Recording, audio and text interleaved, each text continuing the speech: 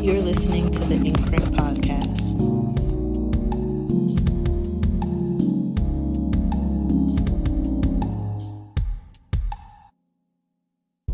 I'm your host, Micah, and today's episode is titled Somebody Else, and this poem is written by me.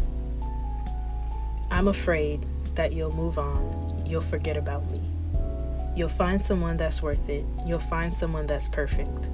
I'm afraid that you won't need me, you'll want me to move on, you'll want me to find someone else, you'll leave forever.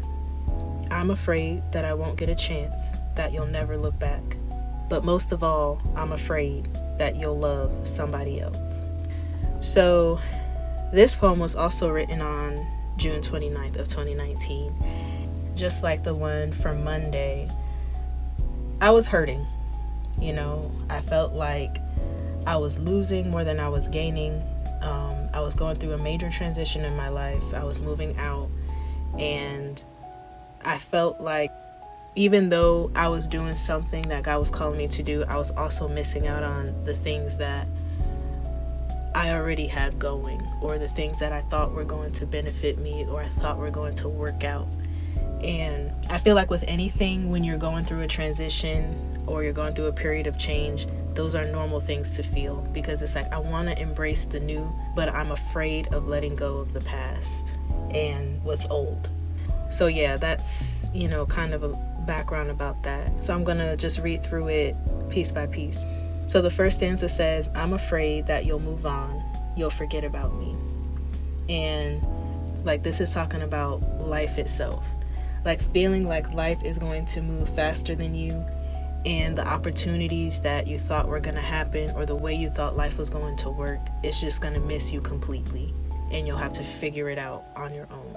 So I think at this particular time, I was probably talking about a person, because, I was a teenager and I'm mixing and mingling and talking to different people. But I do remember writing this, and I was thinking of it from a perspective of a person, and that person is personifying life itself. And so I'm afraid that this person is going to forget about me and move on. But I'm thinking about life, forgetting about me and moving on. And it was just easier for me to personify the entirety of life as a person. The second stanza says, you'll find someone that's worth it. You'll find someone that's perfect. So I'm thinking about if I miss my opportunities that could be lying within staying home and not taking that step to leave, life will find somebody else to bless with what was supposed to be my blessing. And again, that goes with doubting what God has for you. Just because it doesn't look how you think it should look, or just because all the questions aren't answered, doesn't mean you revert to what's comfortable. And it doesn't necessarily mean that the blessing is going to be missed if you leave, or the blessing is going to be missed if you stayed. But that is not something we should be worrying about when we're following God. And so obviously in this poem, that was something I was worrying about. What if I'm making a mistake? What if I do need to just stay home? The next stanza says, I'm afraid that you won't need me. You'll want me to move on. You'll want me to find someone else. You'll leave forever. And so this is kind of like the inverse. So me talking from the perspective of my parents or my loved ones that didn't want me to leave. They're afraid that I'm not going to need them. They're afraid that I'm going to want them to just move on without me. They're afraid that I'm just going to leave forever. I'm going to have my own life. I'm not going to keep in touch. I'm not going to call. I'm not going to come home on holidays. I feel like that's what their fears were, that I was just going to have my own life and just, be on my own, which couldn't be further from the truth. I came home, I want to say twice a month. Because like I said, I only lived 45 minutes away, and every holiday break I was at home. I would call my sister and brother. My sister would come down and visit, spend the night. So I very much kept family at the center of my little universe, because I do love my family and I am very close with them. I just needed to know how to make decisions for myself and live my own life. But I never intended to just cut my family off. And looking back now, I had a lot of friends and classmates that did that.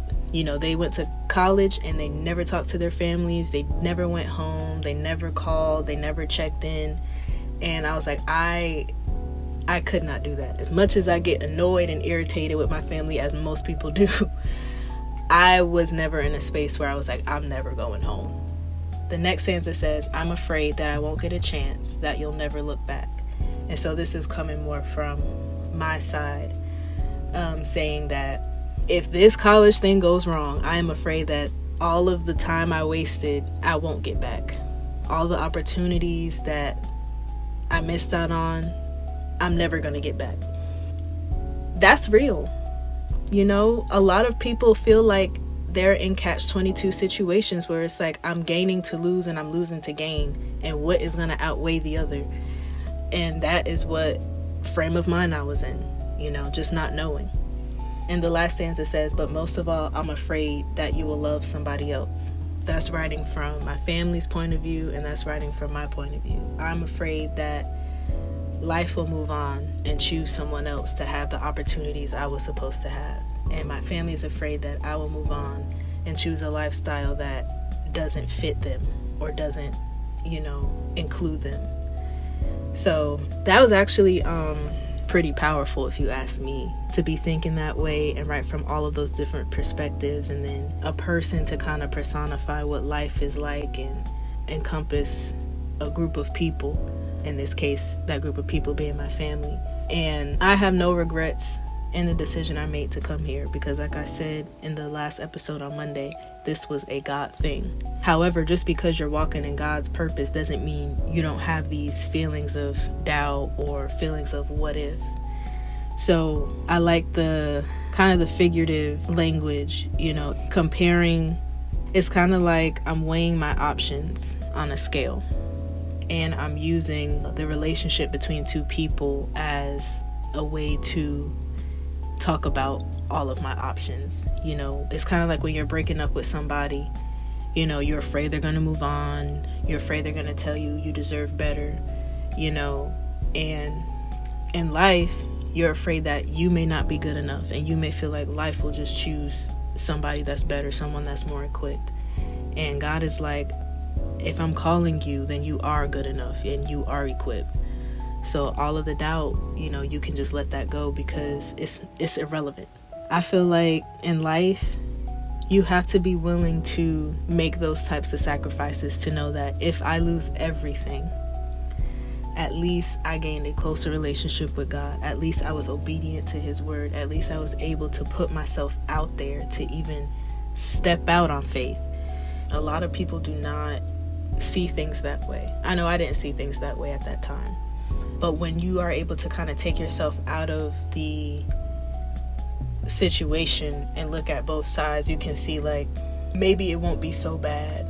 Maybe this is what God wants me to do. Maybe God wants me to feel this kind of ripping of, you need to make a decision. You need to make a hard decision. That's not easy. And we get so caught up in what the end goal could look like and all possibilities. And God is like, you don't know what's going to happen. I know I'm like that. I'm a big overthinker and I'm in my head. And when I have a set of choices presented to me, I try to determine the outcome of each situation and then pick the one that I agree with most. And God is like, you don't know what the outcome could be. You just need to be able to trust what I'm telling you and not worry about a plan B, a plan C, a plan D, a plan E. Just worry about what I'm telling you to do. I will figure out the rest.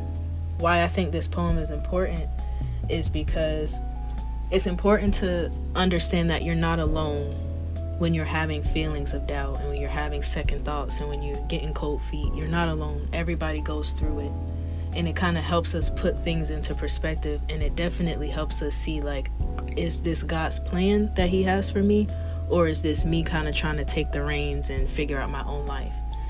And another reason why this is important is to point out that there are some things that are going to have to be lost in order to gain. There's going to be some friendships and relationships are going to have to be severed in order for you to move forward. There's just some things that your family is just going to have to understand And you can't be worried about if they understand it or not. You got to let God work on their hearts and work on their minds. But you shouldn't let that stop you from moving forward. What I think we can learn from this is that no matter what happens, God is going to have us. Even if we start off right and we get off track a little bit, God is going to have us. The most important thing is, are you willing to, get back on track after you veered off? Are you willing to stay the course when it gets difficult? Are you willing to get back up when you fall down? That's what's important, and that's what God is looking at. Because just like that's what God is looking at, that's also what the devil is looking at. He wants to know where he can get you. He wants to know how he can tug at your weaknesses. And you got to be able to stand up and have enough strength to prove him wrong every time. You can't be worried about all of the things you could miss out on. You can't be worried about all of the things that could fail or could succeed. God is like, I just need you to trust my plan and move. That's it. And if we truly trust his plan, then all of those doubts and worries won't be so clear anymore. They'll start to fade away. That's honestly all I have for that one. I know this was pretty short, but I hope that you all enjoyed this written piece of the journey, and I hope that I can inspire you to write your own. And I will talk to you guys in the next episode.